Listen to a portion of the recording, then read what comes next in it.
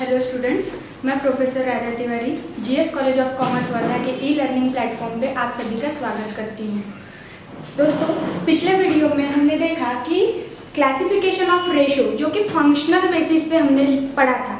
आज के वीडियो में ट्रेडिशनल क्लासिफिकेशन ऑफ रेशो हम पढ़ने वाले हैं, जिसमें 3 कैटेगरी में मैंने यहाँ पे रेशोज को क्लासिफाइड किया है। और रेशोज को पढ़ते वक्त जैसे हमने थ्योरी पोर्शन पिछले वीडियो में पढ़ा, तो थ्योरी पोर्शन को पढ़ने के लिए हम रेशोज को कई पार्ट्स में क्लासिफाइड कर सकते हैं। बट अब हमारा एजेंडा है कि हम न्यूमेरिकल्स पे 16 आउट ऑफ 16 अचीव कर सके या 16 में से 16 नंबर ले सके। तो इसके लिए अब हमें रेशोज को अगर क्लासिफाइड करना है तो हमारा कैलकुलेशन इजी करने के लिए या न्यूमेरिकल पॉइंट ऑफ व्यू से समझने के लिए हम रेशो को ट्रेडिशनल फॉर्मेट में क्लासिफाइड कर रहे हैं, जिसमें पहला क्लासिफिकेशन का पॉइंट है profit and loss account ratio, second है balance sheet ratio and third composite और इंटर स्टेटमेंट रेशो। अब first profit and loss account ratio, तो जैसे कि पिछले वीडियो में मैंने आपको बताया था कि हम रेशो एनालिसिस का यूज कंपैरिजन पर्पस से करते हैं। कंपैरिजन हम इंटर फॉर्म कर सकते हैं या इंट्रा फॉर्म कर सकते हैं। तो इंटर फॉर्म या इंट्रा फॉर्म कंपैरिजन के लिए हमें फाइनेंशियल स्टेटमेंट या मैनेजमेंट से कुछ इंफॉर्मेशन की जरूरत पड़ती है। तो उन बेसिक फाइनेंशियल स्टेटमेंट्स में 2 फाइनेंशियल स्टेटमेंट एसेंशियल होते हैं, जैसे कि प्रॉफिट एंड लॉस अकाउंट और दूसरा बैलेंस शीट। सेम उसी दोनों फाइनेंशियल स्टेटमेंट को लेकर हमने यहाँ पे रेशोज को क्लासिफाइड कर दिया है ताकि हम इजीली कैलकुलेशन कर सकें। तो पहला क्लासिफिकेशन है profit and loss account ratios. उसमें अब यहाँ आप देख सकते हैं कि profit and loss account ratios में यहाँ सभी ऐसे मतलब फॉर्मूलाज लिखे हुए हैं जो प्रॉफिट एंड लॉस अकाउंट से बिलोंग करते हैं या ट्रेडिंग अकाउंट से बिलोंग करते हैं। तो पहला profit and loss account ratio के अंतर्गत ग्रॉस प्रॉफिट रेशो।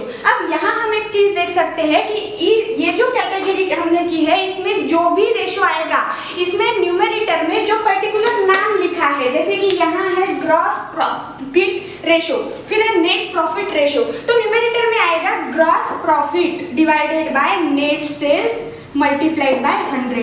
मीन्स यहाँ पे हमने समझने वाली बात ये है कि profit and loss account ratio के अंतर्गत जितने भी रेशो आएंगे उसमें न्यूमेरेटर में पर्टिकुलर नाम आएगा और बेस हमेशा सेल्स होगा, नेट सेल्स होगा। मीन्स पहला है ग्रॉस प्रॉफिट रेशो, तो इसका फॉर्मूला बना gross profit divided by net sales multiplied by 100। Second net profit ratio, तो यहाँ पे क्या बनेगा net profit divided by net sales multiplied by 100।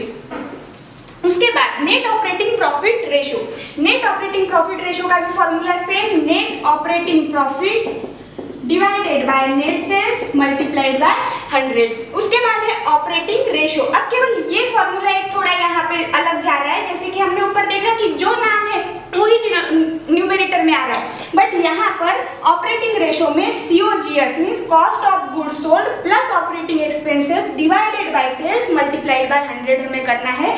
केवल ये एक ऐसा फॉर्मूला है जो हमारी यहाँ जो हमने स्ट्रेटेजी यूज की है वो यहाँ पे लागू नहीं पड़ रही। उसके बाद है एक्सपेंसेस रेशो, यहाँ पे भी पर्टिकुलर एक्सपेंसेस जो भी आपको पूछा है वो divided by net sales multiplied by 100। Means यहाँ पे हम समझने के लिए बोल सकते हैं कि यहाँ हर फॉर्मूले का बेस नेट सेल्स होगा और जो भी आपको फॉर्मूला पूछा गया है, जैसे कि अगर ग्रॉस प्रॉफिट रेशो पूछा गया है, जो भी रेशो निकालना है, कैलकुलेट करना है, वो यहाँ पे न्यूमेरेटर में आएगा। ये हो गया हमारा पहला classification profit and loss account ratio के अनुसार ट्रेडिशनल क्लासिफिकेशन के तहत। सेकेंड है बैलेंस शीट रेशो। अब बैलेंस शीट रेशो, जैसे मैंने अभी आपको profit and loss account ratio समझाते हुए बताया कि profit and loss account ratio के अंतर्गत आने वाले सभी जो यहाँ पे टर्म्स दी हुई है, वेरिएबल्स है, आइटम्स है, ये पूरे प्रॉफिट एंड लॉस अकाउंट से बिलोंग करते हैं।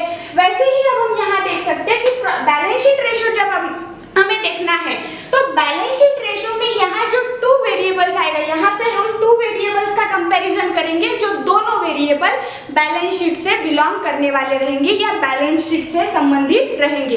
तो सेकंड है हमारा balance sheet ratio.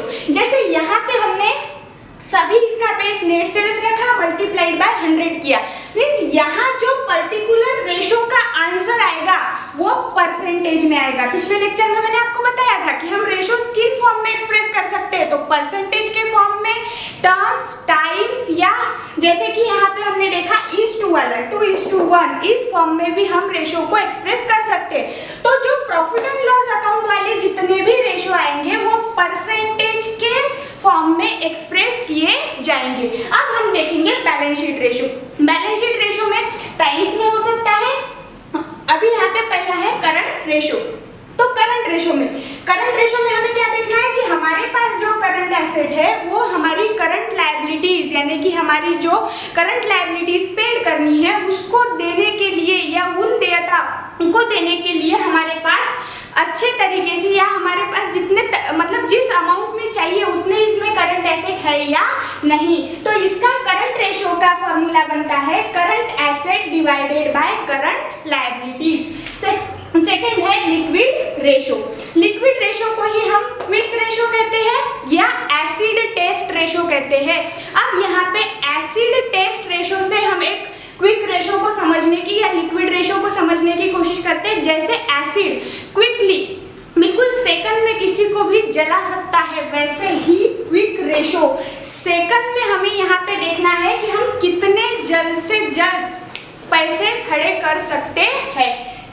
Liquid ratio में यहाँ पे जो लिक्विड असेट्स है यहाँ पे हम केवल स्टॉक जो है वो नहीं लेंगे क्योंकि स्टॉक को जल्द से जल्द पैसों में कन्वर्ट नहीं किया जा सकता।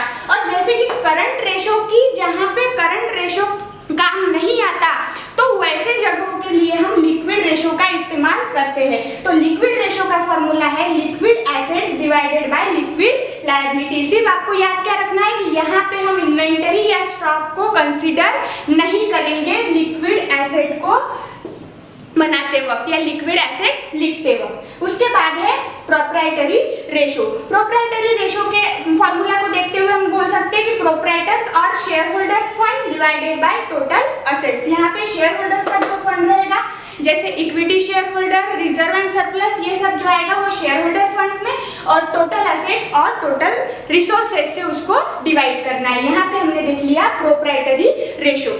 उसके बाद है फिक्स असेट रेशो। यहाँ पर net fix assets divided by capital employed और लॉन्ग टर्म फंड। उसके बाद जो फॉर्मूला दिया है डेब्ट इक्विटी रेशो। एक्सटर्नल इसका फॉर्मूला है एक्सटर्नल डेब्ट ऑब्लिक आउटसाइडर लायबिलिटीज। अब यहाँ पर आप देख रहे हैं बहुत से जगहों पर आपको एक ही फॉर्मूले के लिए अलग अलग नाम यूज किए गए हैं। तो इतना आपको यहाँ पे याद करना पड़ेगा कि कभी कभी एग्जाम्पल में आपको क्लियरली ये दिया हुआ हो सकता है या आउटसाइडर लायबिलिटीज के हिसाब से हमें फॉर्मूले में वो टर्म वहां डाल के कैलकुलेशन करना पड़ेगा। तो डेब्ट इक्विटी रेशो का फॉर्मूला है एक्सटर्नल डेब्ट और outsider liabilities divided by share holders और प्रोप्राइटर्स फंड। तो दोस्तों ये हमने आज यहाँ पर हमारे ट्रेडिशनल क्लासिफिकेशन के तहत profit and loss account ratio और बैलेंस शीट रेशो को समझा।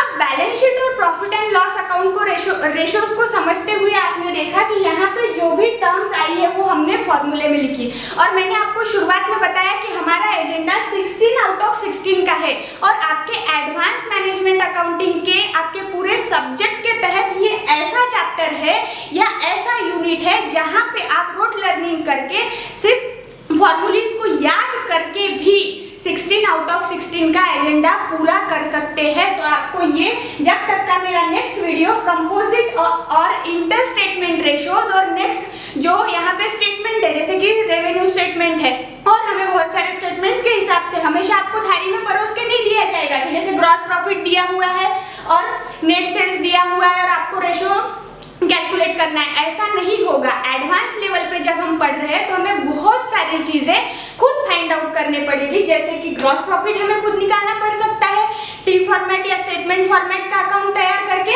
और इनमें से ये सभी चीजें आपको कैलकुलेट करनी पड़ सकती है। तो इसके लिए आपको जब तक का मेरा नेक्स्ट वीडियो ना आए तब तक का आपको ये फॉर्मूला सब याद करने हैं, और नेक्स्ट वीडियो जब आएगा तो ये पूरे सब तीनों इसके क्लासिफिकेशन का आपको एक शीट बनाना है जिसमें सभी फॉर्मूला एक जगहों पर हो। जैसे न्यूज़पेपर को हम इजीली सिर्फ हेडलाइन पढ़ते हैं, वैसे अगर रोज आप ये जो शीट बना लिए वो भी पढ़ेंगे तो भी आपका 16 आउट ऑफ 16 का एजेंडा पूरा हो जाएगा।